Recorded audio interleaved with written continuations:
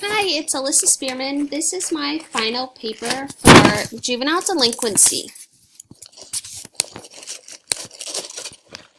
Define and explain the term juvenile delinquency.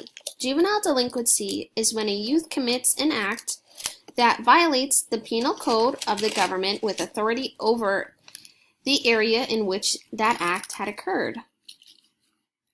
Identify some of the major causes of juvenile delinquency. Some of them can include unemployment, housing situations, foreclosures, hunger, and poverty. Discuss the importance of the public school system relative to the detection and prevention of juvenile delinquency. That can include drugs, alcohol, if children are being abused, and different types of programs that they can do that can help them.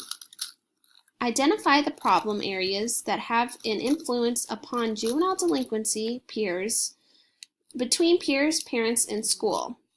School can be academically, attendance-wise, and trying to fit in. Peers, trying to fit into a group of kids. Peer pressure, and they can be negative influences. Parents is if the child only has one parent, or no parents, as in a foster child. Explain the proceedings of the juvenile court system. It starts with the arrest, then they're brought to the jail for intake, then they're assessed for what type of risk they are, suicide, or if they need to be on precautionary observation. Then it's court, and then programs depending on what their outcome is. Compare the advantages and disadvantages of juvenile incarceration. I looked at it as in pros and cons. So pros is the victims receive justice. Cons, they don't really get treatment for those who are mentally unstable that should be, for instance, in Naples, Florida, for the people who are in the David Lawrence Center. Describe juvenile rehabilitative programs. There's day treatment programs where the children can go home at night.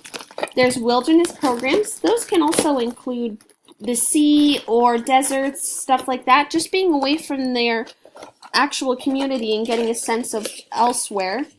And lastly, community-based programs to give back or to make up and do community service hours in groups that can help rehabilitate the child.